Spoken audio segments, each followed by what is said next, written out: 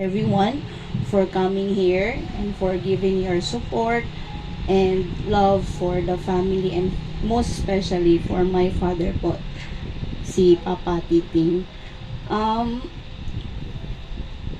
I know sakit no, na mawalaan kang amahan. Pero sa masig ang giingon last year admission tas no hospitalization na kapoy na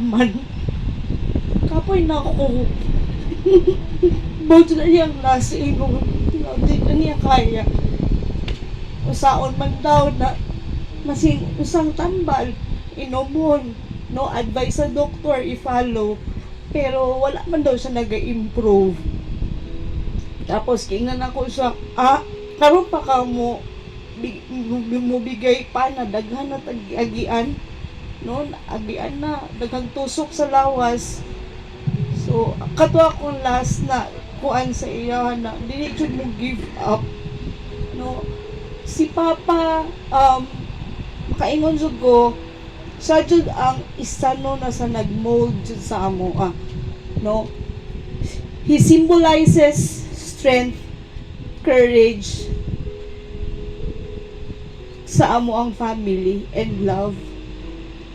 Nganong strength, masking unsang problema na adyo siya diskarte.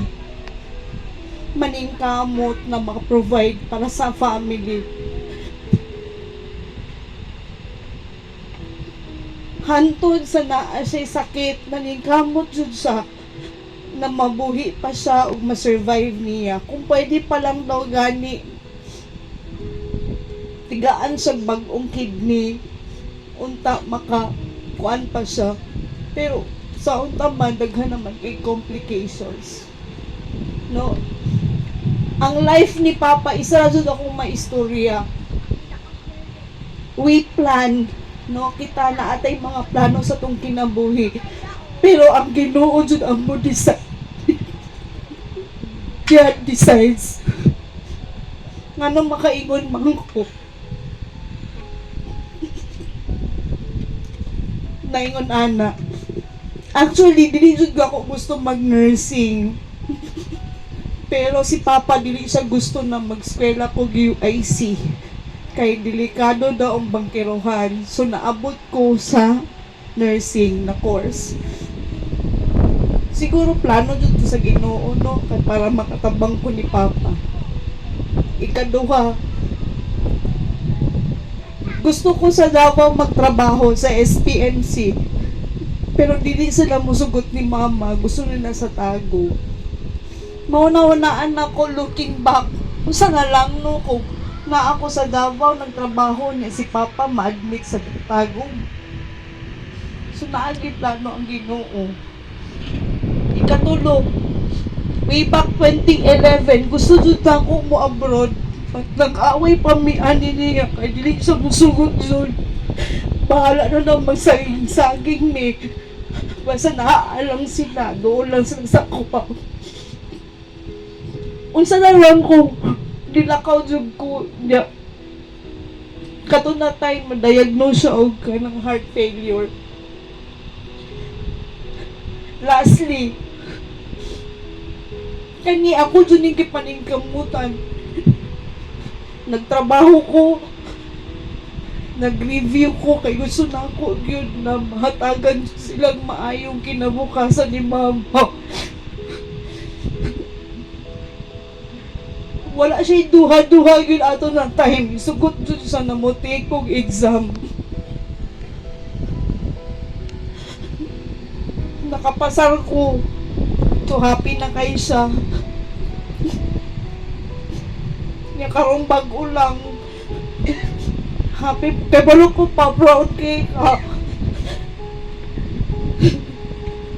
Plano pa naman ako mag-celebrate ako. Bibiyaan mo.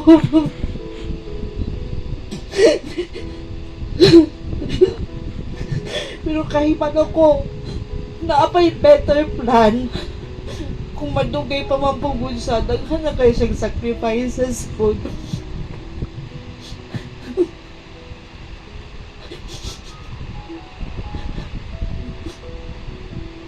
I know, pa, magkuyog na mo ni Dudong, ng Iris, ni Lulubilo. Thank you kay sa tanan pa. Kung dili dito tungod sa imo, dili dito may anit sa kong mga igsuon. You fought a fight yun.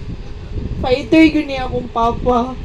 Muna natingalan sa ko, ano, wala gid sa nagsaba na lain niyang lawa sa tungad lao. Gusto niya dyan na niya, pero hindi ma-admit pag lain niyang lawas.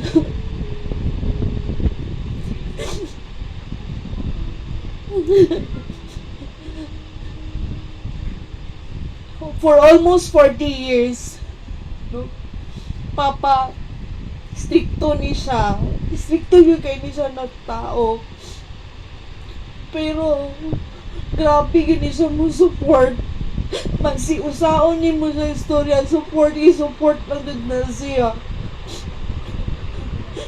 Tanang achievements na mo, very proud yun na siya sa mo.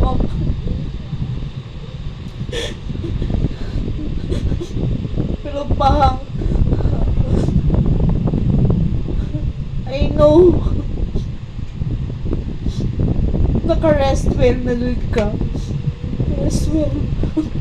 Kung ginaot ang tapay, guide lang gihapon minimos akong mga igsoon. Kay mama, i-guide mi tanan, nila lola, lola bising, mga igsoon ni mo, i-guide mi tanan. Kasi wala na ka, you will always be remembered, and you will always be in my heart. Thank you so much. Thank you kay na ikaw akong papa. You're the best father ever, yun. Ikaw yung pinaka-best.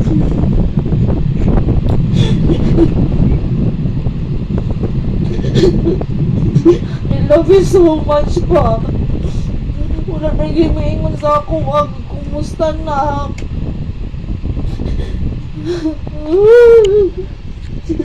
Wala na ako'y ka-chatmate.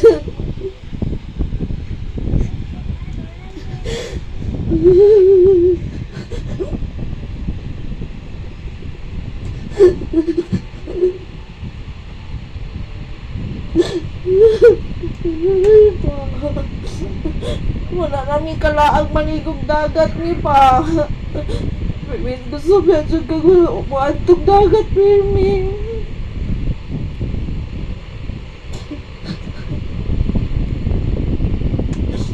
I love you so much.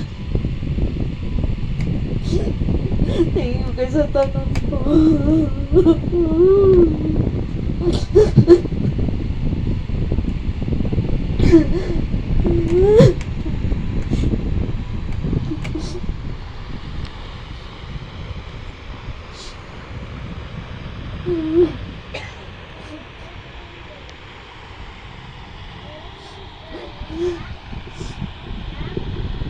My last message pa kay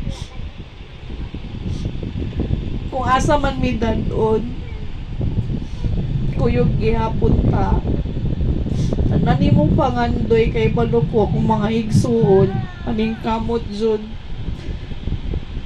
na mahabot na mo nga mo mga dreams. Salamat kay pa.